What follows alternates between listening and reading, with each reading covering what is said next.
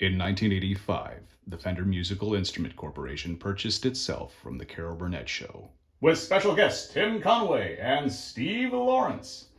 As a result of this sale, no Fender guitars were produced in the United States for the 1985 model year. Production was moved to Japan. John Page, future creator of the Fender Custom Shop, designed the first Fender musical instrument guitar, the Fender Performer. Aimed at the Super Strat market, it had 24 frets, 2 humbucking pickups, and a floating tremolo. Man, is it dark in here.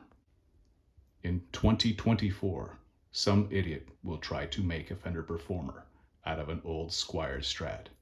This is their story.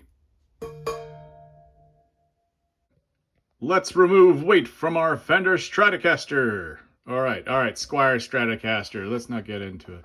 Ooh, Fender in the 80s, because it was the 80s. Yo, can we make a Performer out of an old Strat?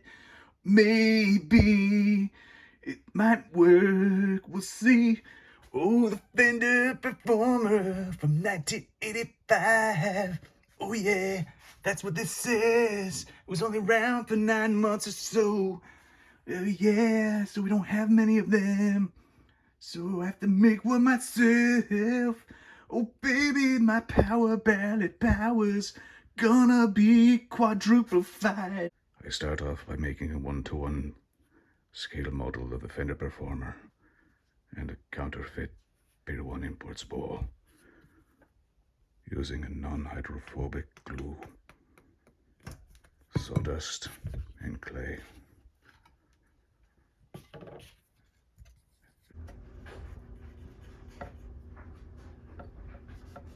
Here's how I do it.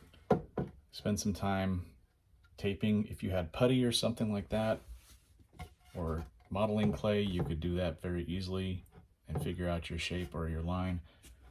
I just use tape and line and draw directly on the, existing Strat body here.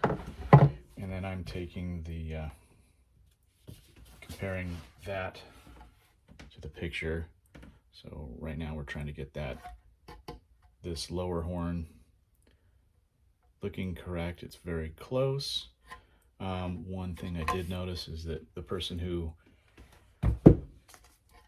reshaped or sanded this guitar originally before I got it, reshaped this horn so it's a little shallower than the usual. And there's really nothing I can do about that, but I think a regular Strat horn, you can get that Performer rubber bout shape on it. Next step is to cut it out and make it look all pretty. It was a $45 guitar that I bought in 1997. That guy's old. And has pretty much been like that for a long time. Then it ended up with this body, which is nice, but it's super heavy. That is 7.5 pounds. Hello, Squire. Looks like you're a one-piece net with some aftermarket vintage style tuners. Oh yeah, maybe you've seen these. These were the original tuners from the Squier, with your string ends popping out, which I just poked myself. That's why I go with the vintage style tuners for Fender style guitars. I just pulled 4 ounces of weight off of this by cutting,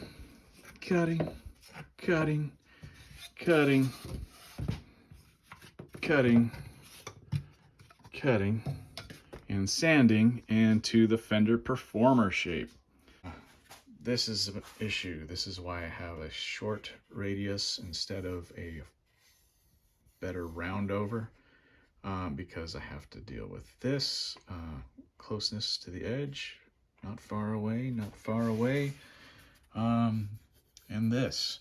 So if I were to do this guitar for real and try to make a Performer out of some other guitar purposefully, I would have picked a Squier Stage Master, because they have the 24 fret, although the headstock is reversed. I think that's cooler anyhow. And they have a humbucker deal. And then you have the whole front of the guitar with just a couple knobs and a switch. No front jack. That would be the guitar I would use if I was going to really try to make a Performer a 24 fret, but this is my old Strat that I'm trying to do and make live again. The guitar body itself is about 2.6 pounds now. Currently no paint. I'm going to plug up that football and we're going to do the route around the outside. As we are using a already built guitar body and then reshaping it, there are holes that we need to fill. You gotta fill up.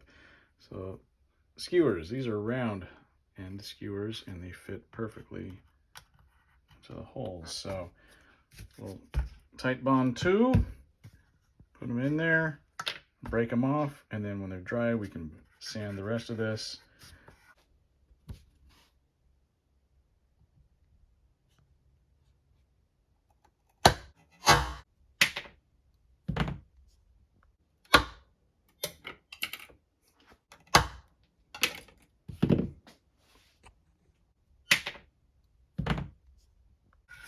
I'm also going to fill in these. Whoever did it by hand and then reshaped part of the body over here, which is why this cutaway is too small, or too large actually. It should be more of a straight up parallel with the neck. But we're doing the best we can with the old Squire 2 body, laminated. This has been sanded, belly carve. Let's see how we're going here. My original thought was to have the belly carve go up to here. This needs to be rounded over, radiused, so that's flat. So this part of the horn doesn't get into your sternum as you're sitting down. Otherwise, it's one of the most comfortable sitting guitars. Love to sand, love to sand. It's time to get out your pencil and paper and scribble out a, what is that, a paramecium? It's a rubbing of the jack route. So what we're going to do is we're going to cut this out, actually attach it to some wood, shape it so it fits in there, glue it in. Ta-da! Mount your paramecium to the project board using glue. Okay, paramecium is cut out. Now we have to sand, sand, sand, sand, sand, sand, sand, sand. Lovely sand, love to sand. When you're making your plug, do your outsides at an angle, like a cork, and then progressively sand. And then once you get to a stage where, see, I've already done this. Fortunately, we have an angle on this, right? So progressively made it so it fits like in that, right? And then going around using our tracing, and then once you get to this stage, you carefully push it in there, and the parts that are too tight, you will notice, here we go, they become shiny right there. See that shiny spot? It shows where this part is rubbing against that. You can use a very small file either on your route or your plug to refine that. Here's the other side. You can kind of see that part right there where it is. I start off by making a 1:1 scale model of the Fender Performer and a counterfeit Pier 1 imports ball using a non-hydrophobic glue, sawdust, and clay.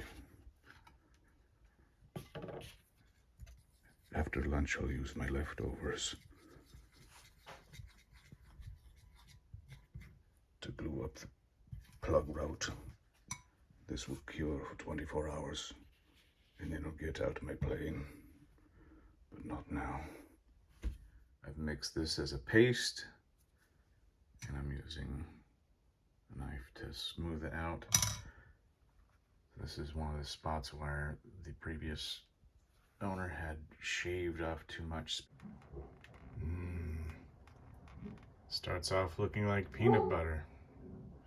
It ends up looking like dog biscuit. Yummy. See how we've done there? Added more to both sides. The dogs want to eat it. Given enough time to dry and cure, you can sand flat and then route with your router. All right, that's all smoothed in there. Please hammer, don't hurt them. All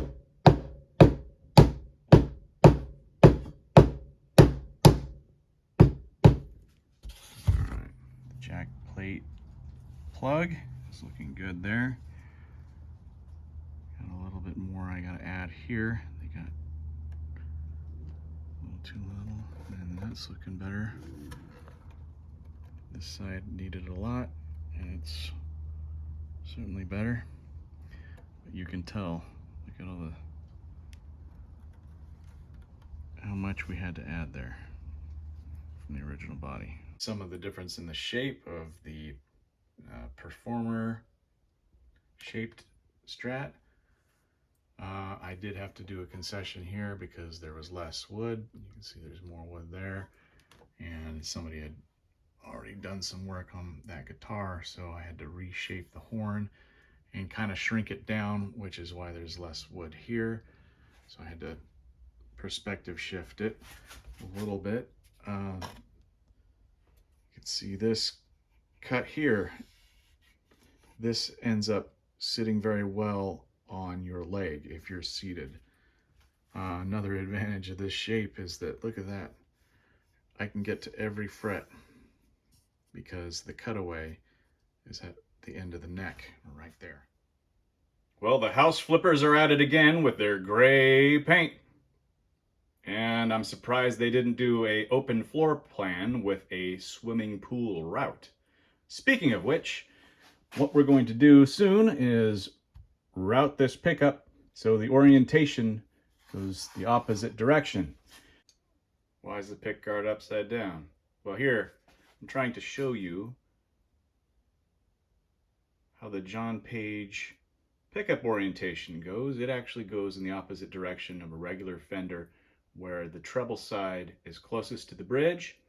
This apparently reduces the ice pick sound, where it's super, super bright and shrill in your bridge position. I'm doing the same thing with the pickguard that I'm going to be building. But if you wished to continue to use a Strat style pickguard, as long as it's not one of the aftermarkets where this is super thin and small and shaved in a different shape, you can still get the Fender Performer, lower cutaway pickguard. That will still work. This is different, but you could make this work.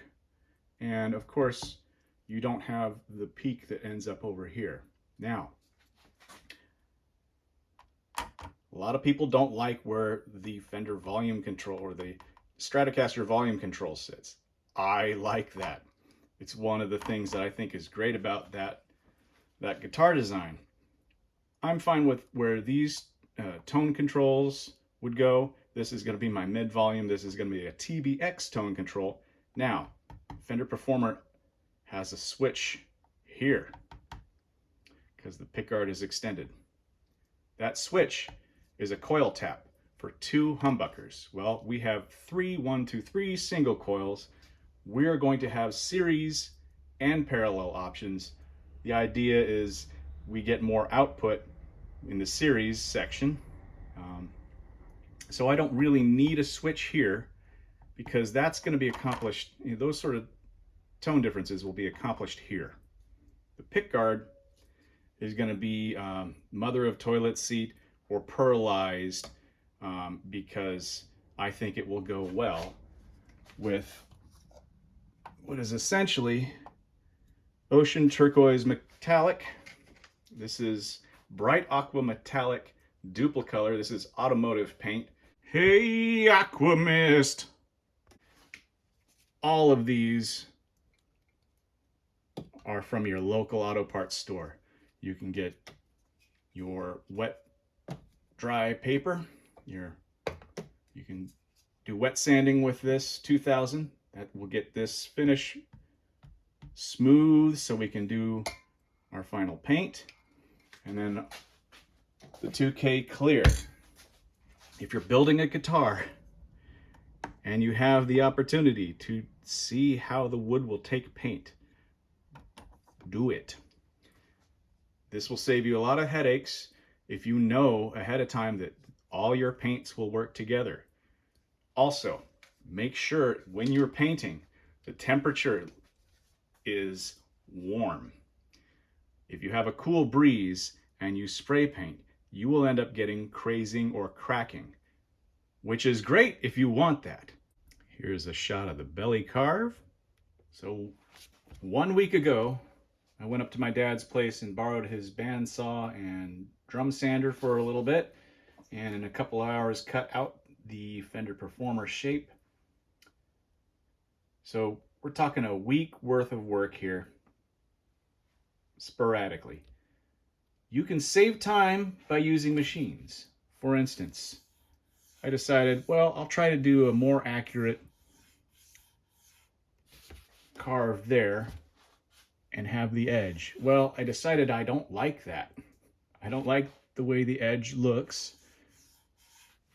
Not you, the edge, I mean this edge. And it was all done with a sander, a palm sander, and some files. And it was quick. But there's a difference between saving time and spending time the right way. So when I built this as a teenager, I built this in 1995 out of a body a friend of mine gave to me because he had put the jack way back there. Ergonomics are really, really important to any guitar. It's got to be comfortable. I did this all by hand with files, and this I like.